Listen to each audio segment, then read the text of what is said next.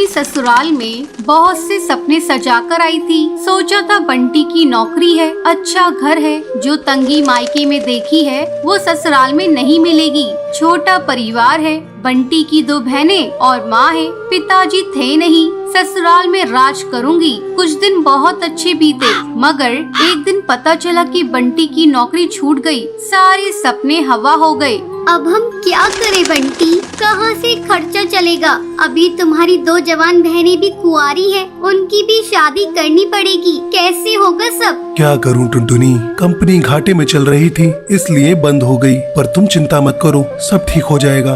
2 साल बीत गए मगर बंटी को कहीं काम नहीं मिला। जो जमा पूंजी थी उससे एक बहन की शादी कर दी। कुछ दिनों बाद टुनटुनी को एक बेटी हुई। टुनटुनी की चिंता और ज्यादा बढ़ने लगी। बंटी, अब हमारी बेटी हो गई है, अपनी इच्छाएं तो मैं मार भी लूं, पर बच्चे की जरूरतें वो तो पूरी करनी ही पड़ेगी ना। जानता हूँ, कोशिश कर तो रहा हूँ। और 1 साल बाद टुनटुनी ने एक और बेटी को जन्म दिया। बंटी की माँ बोली, बंटी, तेरी एक बहन की शादी तो हो गई, मगर बेटा अभी दूसरी भी है, उसका क्या होगा? माँ, ये घोंसला बेच देते हैं, कुछ दिन किराए पर रह लेंगे। मैं क्या करूँ, दिन रात कोशिश में लगा रहता हूँ, पर कहीं काम मिल ही नहीं रहा।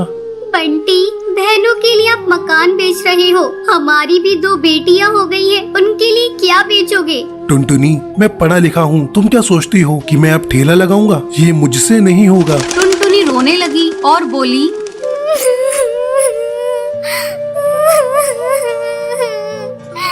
तो क्या मैं अपने बच्चों के लिए 10 रुपए के अनाज के लिए भी तरसती रहूं? दोनों बच्चियां दाने के लिए रोती रहती है, क्या पानी से उनका पेट भरती रहूं? जब तक कोई नौकरी नहीं मिलती तब तक तो कुछ कर ही सकते हो, या मुझे ही काम करना पड़ेगा? नहीं, हमारे घर की बहू बेटी बाहर काम नहीं करती। टुनटुनी बहुत दुखी रहने लगी। कुछ समय बाद घर बेचकर दूसरी बहन की शादी भी हो गई। अब तो रोज ही बंटी और टुनटुनी के बीच में लड़ाई रहने लगी। एक दिन बेरोजगारी से तंग आकर बंटी ने आत्महत्या कर ली। टुनटुनी के सारे सपने टूट गए।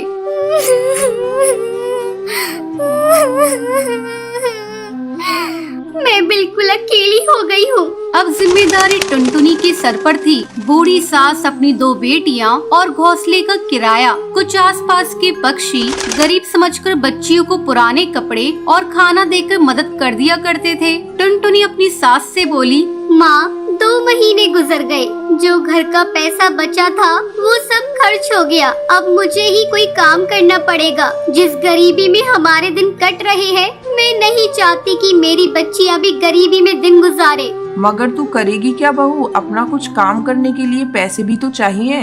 कोई बात नहीं माँ, कोई तो मदद कर ही देगा। टुनटुनी ने सब रिश्तेदारों से मदद मांगी, पर किसी ने कोई मदद नहीं की। सब ये सोचते थे कि ये इतनी गरीब है, कहाँ से चुकाएगी। मायके से भी किसी तरह की कोई मदद नहीं मिली। टुनटुनी निराश हो गई और दुखी होकर रोने लगी।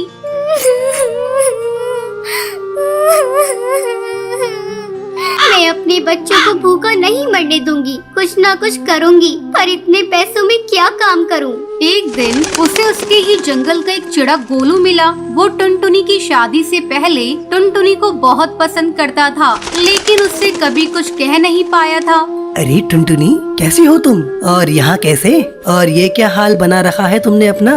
गोलू, मैं ठीक हूँ, यहाँ पास में ही मैं किराए पर रहती हूँ। मगर पति तो नौकरी करते थे, फिर किराए पर कैसे?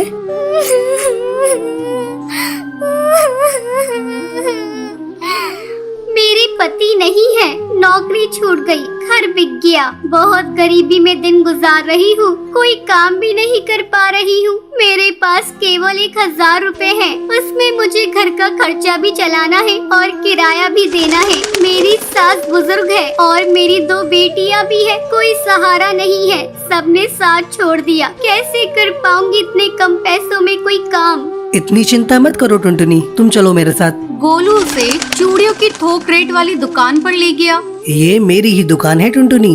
फ्री में देकर तुम्हारे आत्मसम्मान को ठेस नहीं पहुंचाना चाहता, इसलिए ये 1000 रुपए की चूड़ियां दे रहा हूँ। बाजार में इनकी कीमत बहुत ज्यादा है, पर मैं तुम्हें ये आधे रेट में दे रहा हूँ। लेकिन तुम इन्हें 20 रुपए दर्जन बेचना। ये बहुत सुंदर चूड़ियां हैं, पहले कम बेचना और जैसे ही मुनाफा दिखाई दे 30 रुपए दर्जन बेचना। टुनटुनी बहुत खुश हुई। उसकी सारी परेशानी का हल जो उसे मिल गया था, वो चूड़ियाँ बेचने लगी। चूड़ी ले लो, चूड़ी रंग बिरंगी चूड़ी ले लो, सुहागों वाली चूड़ी ले लो।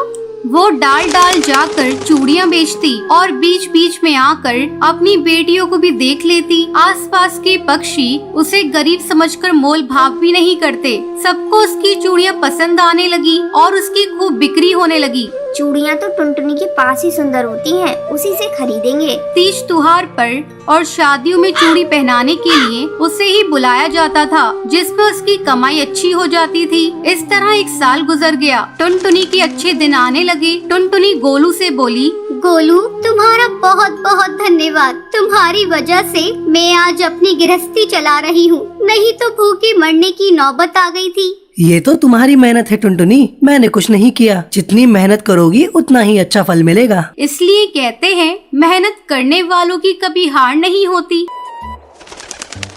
बंटी कबूतर की बीवी टुनटुनी की हाइट काफी छोटी थी। वो इतनी नाटी थी, जंगल के पक्षी उसका कई बार मजाक बनाते थे। टुनटुनी, तेरे लिए तो मुझे किचन में टेबल रखना पड़ेगा।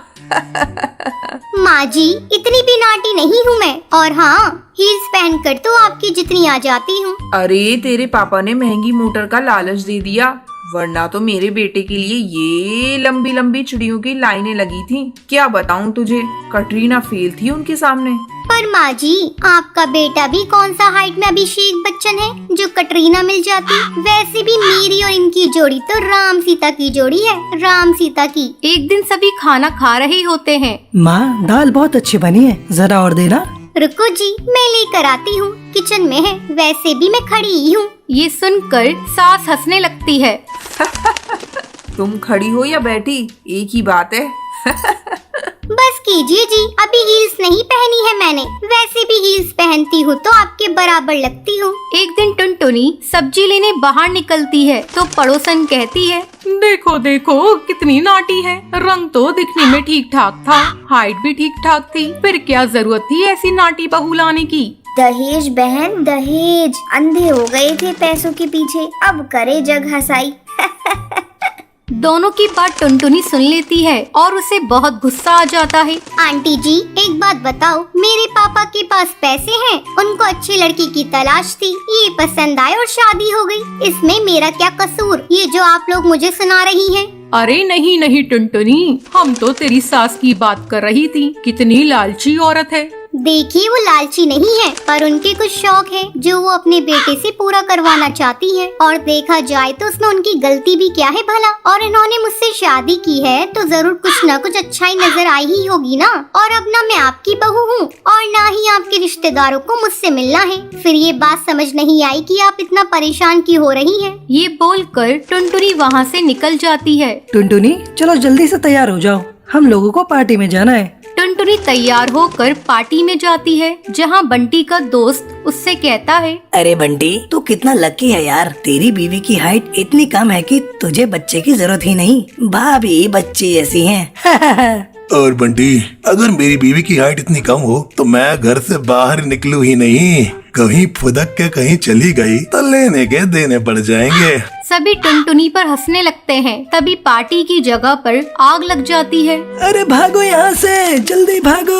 अरे लेकिन बाहर के दरवाजे पर ही आग है, हम बाहर निकलेंगे तो निकलेंगे कैसे? कोई रास्ता भी नहीं है। अरे रास्ता है ना, अगर कोई सामने वाली खिड़की से बाहर निकल जाए तो सब निकल सकते हैं। तभी टुनटुनी छोटी सी खिड़की से बाहर निकल जाती है और आग बुझा देती है। अरे वाह, भाभी जी ने तो हम सबको बचा लिया। वाह भाई वाह, बीवी हो तो ऐसी, अपने पति ही नहीं यहाँ मौजूद सभी की जान बचा ली है। भाई बंटी, माफ कर देना, तेरी बीवी तो सच में कमाल है। मुझे ये बात पता है और मुझे मेरी बीवी पर गर्व है। टुनटुनी मुस्कुराकर अपनी पति की तरफ देखती है। कुछ दिनों बाद टुनटुनी और उसकी सास मार्केट जाती हैं। वहाँ पर अरे भैया, ये कपड़े देना कितने का पड़ेगा? माता जी, ये तो बहुत महंगा कपड़ा है, लेकिन अब बस 2 मीटर बचा है। मेरे तो किसी काम का है नहीं, आप बस इसके 100 रुपए दे दो। अरे भैया, तो मैं क्या करूँगी इस टुकड़े का? लेकिन वैसे है बड़ा ही सुंदर। तभी टुनटुनी बोल पड़ती है, इसमें तो मेरी पूरी ड्रेस सिल जाएगी। ये कहकर वो कपड़ा ले लेती है। अगले दिन टुनटुनी वो ड्रेस पहनकर सास के सामने आती है। अरे वाह टुनटुनी, ये ड्रेस तो काफी सुंदर लग रही है, बड़ी महंगी होगी ना? अरे कपड़ा तो मैंने ही पसंद किया था, बस पूरा नहीं था तो इसने ले लिया। सिर्फ 200 रुपए की ड्रेस है ये पूरी। देखो माँ जी, नाटी होने के भी कम फायदे नहीं है। जैसे तैसे दिन कट रहे थे। सास और पड़ोसियों का मजाक बनाने का सिलसिला चल ही रहा था। एक दिन मोहल्ले से बहुत जोर जोर से आवाज आती है, हाय रे, मैं मर गई। अरे क्या हुआ? देखते हैं तो सभी गड्ढे के सामने भीड़ लगाकर खड़े होते हैं। मेरा बेटा इस गड्ढे में गिर गया। पड़ोसन जोर जोर से रोने लगती है। तभी वहाँ टुनटुनी आ जाती है। रोइए मत, मैं प्रिंस को लेकर आती हूँ। ये बोलकर नाटी सी पतली सी टुनटुनी चिड़िया गड्ढे में घुसकर बच्चे को बाहर ले आती है। तब क्या था, एक बार फिर टुनटुनी के लिए पूरा मोहल्ला तालियां बजाता है। मुझे माफ कर दो टुनटुनी, मैंने तुम्हारी हाइट का कितना मजाक बनाया था। कोई बात नहीं मासी, प्रिंस ठीक है, ये बहुत है। अब वो दिन आता है जब सास टुनटुनी की तारीफ करती है। वाह बहू वाह, तेरी तारीफें सुन सुनकर तो मैं बहुत खुश हो गई। आज तो तूने ये साबित कर दिया, समाज में परिंदे रंग रूप लंबाई ऊंचाई से नहीं बल्कि साहस और हौसले से काबिल कहलाता है। मुझे माफ कर देना बेटी।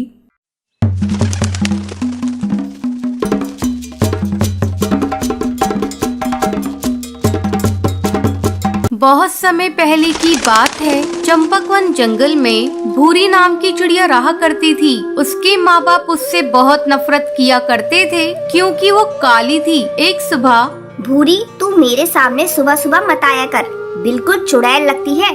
कम वक्त पूरा दिन मेरा खराब कर देती है। माँ, मुझे जोरों की भूख लगी है, इसलिए मैं किचन में आई हूँ। चल भाग यहाँ से अपने घोंसले में। जिस खाने पर तेरी नजर जाएगी वो सब राख हो जाएगा। जब सभी लोग खा लेंगे तब मैं तुझे बुला लूंगी। माँ तो मुझे इतना डांटती रहती हो और पिंकी को तो बहुत प्यार करती हो। खबरदार, जो तूने पिंकी से अपनी बराबरी की तो उसका रंग देख, गुलाब जैसा गुलाबी है और तू तो बिल्कुल कोयले जैसी काली है। तुझे देखते ही मुझे उल्टियाँ आने लगती हैं।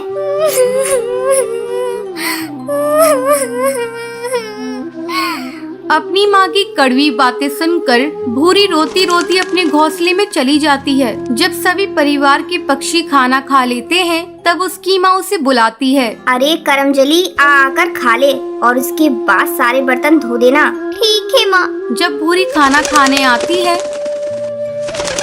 ये क्या माँ, ये तो सूखी रोटी है, इसके साथ तो सब्जी भी नहीं है।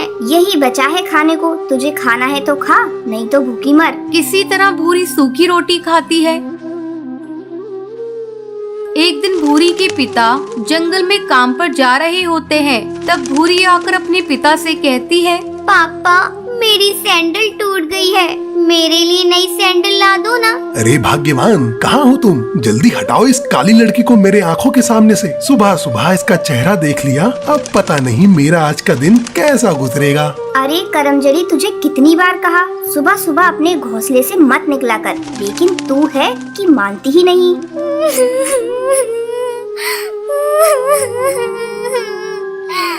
मैं इतनी बुरी हूँ तो मैं ये घर छोड़कर चली जा रही हूँ। हाँ हाँ, चली जा, तेरे चले जाने से यहाँ किसी को फर्क नहीं पड़ेगा। कम से कम तुझसे पीछा तो छूट जाएगा। माँ, मैं भी तुम्हारी बेटी हूँ, तुम इस तरह मेरे साथ क्यों बर्ताव कर रही हो? देखना, एक दिन तुम्हें इसी बेटी पर गर्व होगा। इतना कहकर भूरी घर छोड़कर चली जाती है।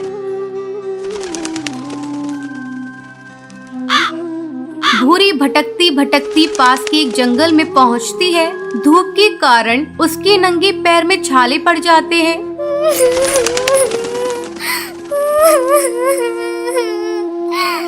मेरे मम्मी पापा मुझसे बिल्कुल भी प्यार नहीं करते। अच्छा होता मैं मर ही जाती। अब मैं कभी भी अपने घर नहीं जाऊंगी। तभी उसी जंगल से एक जादूगरनी गुजरती है।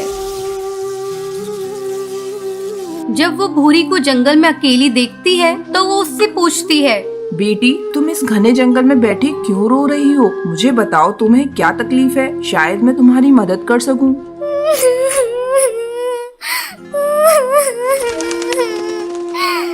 जादूगरनी, ये देखो मेरे पैरों में छाले पड़ गए हैं। मेरे मम्मी पापा मुझसे बिल्कुल भी प्यार नहीं करते, इसलिए मैं अपना घर छोड़कर यहाँ आई हूँ। ये सब मेरे काले रंग से नफरत करते हैं। बेटी तुम चिंता मत करो, मैं तुम्हें एक जादुई सैंडल देती हूँ जिसे पहनते ही तुम बहुत ही खूबसूरत हो जाओगी। फिर वो जादूगरनी भूरी को एक सैंडल देती है। बेटी ये सैंडल इसे पहन लो और अपने घर वापस चली जाओ। जैसे ही भूरी सैंडल को पहनती है वो खूबसूरत हो जाती है। फिर वो अपने घर आती है। घर आने के बाद, अरे तुम कौन हो? किससे मिलना है तुम्हें? माँ, तुमने मुझे पहचाना नहीं? मैं भूरी हूँ। तू झूठ बोल रही है, तू तो भूरी हो ही नहीं सकती। भूरी तो बहुत काली है। माँ, ये देखो मेरी जादुई सैंडल मुझे एक जादूगरनी ने दी है। इसे पहनकर मैं सुंदर हो गई। फिर भूरी खुशी खुशी रहने लगती है।